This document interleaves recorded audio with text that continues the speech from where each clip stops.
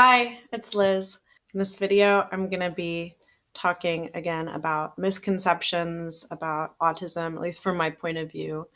This is a little bit more formal than the last video. I actually had some time to myself, which is nice. I don't have to chase a kid around while I try to remember what I'm talking about. Before I get started, I just want to reiterate that, this is really from my point of view and things that have frustrated or confused me over the years. All people on the autism spectrum have a different collection of traits. Each one of us who is considered to be on the spectrum is going to have different traits at different amounts. And it's not really autism itself is a model that we use to understand our neurology, but the reality is, human neurology is a probably, many dimensional continuum and would defy any kind of modeling simple enough to talk about or use in a clinical setting. So anyway, the first thing I wanted to talk about is the idea that autistic people are necessarily not very verbal or not good at using words. The second thing that I was going to talk about, but now I'm not, is this idea of rigid thinking and concrete thinking. And this is something that I've just read in a lot of literature and I've been really confused by and trying to figure out what they mean, because it doesn't does it not describe me, but it doesn't describe any of the autistic people I know. And I know quite a diversity, from people that you'd never guess or people that I can't tell, partially because I don't know them that well, but partially because they mask very well. And usually those are women or, people who were assigned female at birth. And then, all the way to, I know a few, kind of classic nerdy white men who are like very sort of clearly impaired, like they're very, very different. And so even like all of that diversity of people I know who are autistic, I still didn't understand what was meant by those phrases. And I just talked to a therapist about the idea of rigid thinking because I wanted to understand. I wanted to make sure I wasn't misunderstanding. And she did offer a different perspective that, causes me to want to think more about this. I'm still not sure what's up with the concrete thinking. I'm not sure exactly what that's supposed to mean. Like, it sounds to me like it's just a kind of a derogatory way to talk about somebody being logical and taking things at face value. I mean, that's how I would put it. And when they say, oh, autistic people can't think abstractly, they need to, you need to put things in concrete terms. Like, it just seems very derogatory to me, especially considering how many autistic people I know that, like one guy I know who's autistic, and again, very, very clearly, he's very different in the way that he acts. I know him from the math department. He was a very smart guy, very involved in his own math projects all the time that were, needless to say, extremely abstract. So I don't. I think I know what it means in that.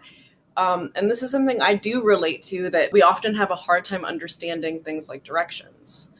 But I think that's more that we're taking things at face value. And I don't know, when I read directions or when especially when somebody gives me directions, like spoken, I just have a really hard time following it. And, it's just very easy for it to seem unclear to me, or it seems vague. People are using this vague language that could be interpreted a few ways. And I'm not feeling comfortable making the leap, because when I make the assumption, a lot of times it winds up being the wrong one. And somehow other people don't have this problem as much. So maybe that's what they mean. I will learn more and get back to you. Anyway, the other thing I wanted to touch on, this is something that has been brought up by a lot of people on a lot of, whatever YouTube channels and probably TED Talks and whatever, but I feel like it bears repeating. And it's just, I wanted to talk a little bit more about the stereotype of autism and how that relates to the reality. Without further ado, my first thing. Oh, yeah, the verbal thing. Yeah. So, this is one of those things that comes from, there's some truth to it for a lot of autistic people. And so, what I mean is that a lot of autistic people have significant verbal delays. That's considered one of the classic signs. I think I had somewhat of a verbal delay, but not a huge one.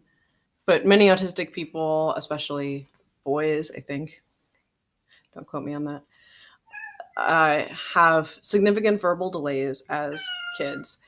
And then, you know, when they get older, many autistic people have trouble using quote unquote their own words. So they might lift words from, the script of a movie they like, or the lyrics to a song, words that they hear other people say. It's called verbal scripting.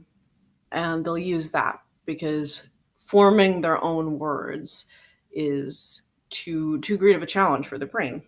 They also use something called echolalia, which is related. And often that comes in the form of directly repeating back what somebody says. So that kind of gives the impression that somebody who's autistic is never going to be able to, write a good piece of writing or give a good speech or be creative verbally in a way that's, good, or be very expressive, or, be able to use a rich vocabulary. And I don't find that to be true. I mean, it really depends, of course, on the person.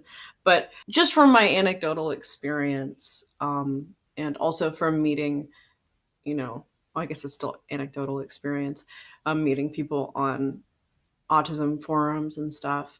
I think many of us are very expressive and have great vocabularies. So I feel like that's a misleading way of framing it.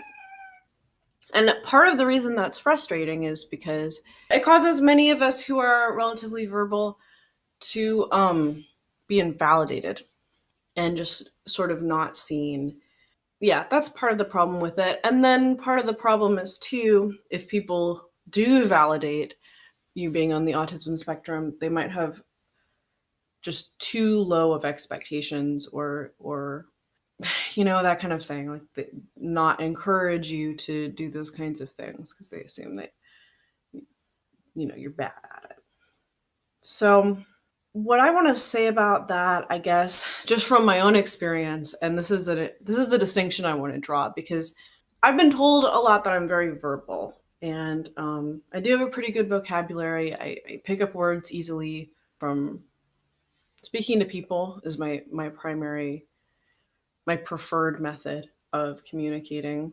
Although, typing little messages and social media and stuff, I do a lot too. So I understand why somebody would say that I'm very verbal. I do enjoy words.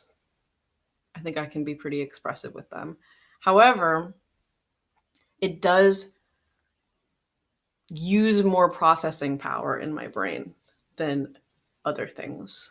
Like math. Like math is, sorry, I don't want to make too broad of a statement, but thinking about math and mathematical modeling, even though it can be very complex and it can be challenging, it doesn't take up brain energy in the same way for me. And so what that looks like is, I mean, for one thing, I don't really read. I mean, I do read, especially skim or scroll through Facebook, that kind of thing. Read relatively short pieces, short articles. But I don't read books really. I try sometimes, and I might get a quarter of the way through a typically sized book. It's just not my preferred way of taking in information. It it's just hard for me. It requires a lot of energy, and to a lot of people, reading is relaxing, which I can't imagine. It's just, to me, it's a chore. It's exhausting and unpleasant, except on the off chance that I can really kind of get in the rhythm of it. But it's just a lot harder for me. And taken to an extreme, what that can mean for me is that I shut down, which is sort of the central reason why identifying as autistic is important to me, because I have these shutdowns, and framing it as, on specifically an autistic shutdown is the only way I've ever found to explain my experience. And using the help and the tools that other autistic adults have provided me to deal with them are the only things that have ever helped. So, and what a shutdown is, really briefly, although I'll refer you to a very well made video from somebody else. Basically, the main thing that's involved for me is that I can't process language anymore. It slowly grinds to a halt. So somebody says something, and this is the only time, as far as I know, I've really ever used echolalia. Somebody says something, and I might just repeat it back, and I'm trying to process what they're saying, but the words won't make sense. Like, I hear them and I can pronounce them, but the meaning is not coming. And then eventually it comes, and then I have to think about my response, and then I have to translate my response into words. And the process of thinking in words becomes gradually harder and harder until the point where it feels impossible, which is a sensation that's difficult to describe. We're so accustomed to thinking in words. It's, once you learn language, it's kind of hard to imagine what it would be like to not think in words. But I've experienced it, especially given the fact that this happens when my mental energy has been exhausted to that point. It's very unpleasant. I mean, partially because it's confusing, partially because it's also something that tends to get a very bad reaction from people because they don't understand and they tend to lash out. But also because it's a very confusing sensation to not be able to think in words, and sort of to really understand much of what's going on around you. All you really have is just your immediate sensations, your five senses, in the rawest kind of form possible.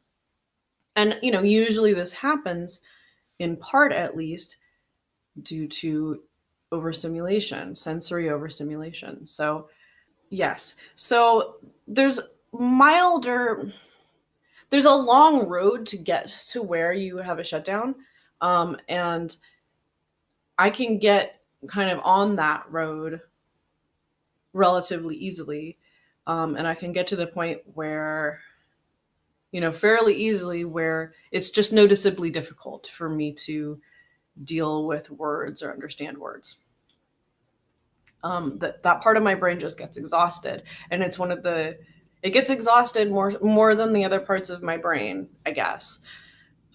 So really, what's happening, I feel like, is that I'm able to compensate. I'm able to, if I have the energy, and I have the sort of, if I have the brain energy, then I can do great. I can do cool things with language, and I can soak it up, and I can express myself, and it's great. It's just that it's easy for me to lose that ability. And I think that's something that many autistic people can relate to, although I know not all. I know people who, you know, have other autistic symptoms that are a lot more noticeable than me, like a lot more of the social stuff than I have, but they don't have the experience of shutdowns. So I guess the point is, things aren't very simple. So to kind of dovetail into the stereotype issue. I mean, this is how stereotypes, it's not that they're altogether wrong. A lot of the stereotypes of autistic people do describe some autistic people, and especially the autistic people who are visible. I guess by visible, I mean noticeably different. But the reason it's harmful to focus on those stereotypes is that there's so many of us out there that also need support, that also need validation. And when I say need, I don't mean necessarily emotionally, although that too, but just so that we can get by better in this world. If we can have some accommodations, if we can be listened to, that can make a really big difference for us in how well we can just thrive in the world. And in thriving, we can give a lot back. It's an investment, that society can make in us and doesn't. And especially a lot of us that are less visible, we get a lot of the negative stigma on us because people don't know we're autistic.